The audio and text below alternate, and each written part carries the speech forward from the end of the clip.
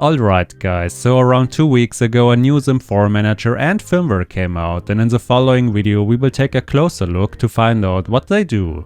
It's actually the first firmware since around 1.5 years ago, and at least in my opinion this showcases quite well that even after 7 years the XIM4 is still receiving support by the XIM developers. But before we look at the details, let me show you how you can download and install the new firmware and manager.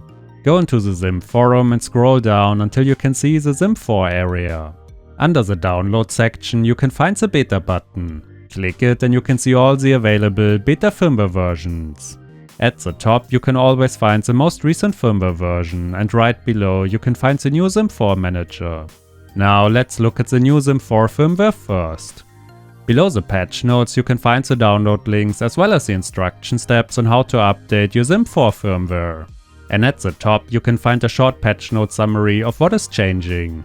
The first and biggest change is the addition of the Universal Games database. I will explain that in more detail when we look at the new XIM4 manager, but it's basically a huge improvement over what we currently have. The second change is about a bug that caused your XIM to send random button presses to the console when no mouse was connected. Not the biggest change in my opinion, but it's still nice to see that it's fixed. Now let's switch over to the patch notes of the new XIM4 manager.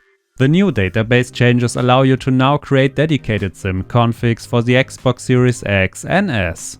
It also heavily reduces the time it takes to add support for new console games. In the past it usually took around 1 week or more until a new game received a XIM config. But thanks to the new database changes we could now see a XIM profile for a new console game as soon as 2 or 3 days after its launch. The last change is not that interesting. The new manager now supports the latest requirements of the different app stores. At last I would like to mention that you are not required to update your XIM manager. The new firmware will be backwards compatible with managers that date back until 2016. But those will not allow you to create game configs for the Xbox Series X or S. Now if you want to download the new beta manager, then scroll down a bit and you can find the download links.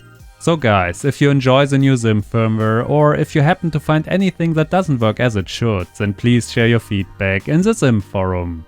You can find a link to the firmware and manager discussion in the video description down below.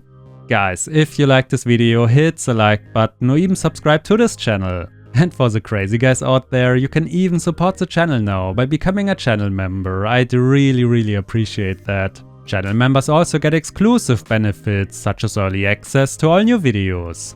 Also, let me know if you would like me to keep you updated on future firmware releases by doing more of these videos whenever a new firmware comes out. But that's about it for this video guys. Thanks for watching and I will maybe see you in the next one.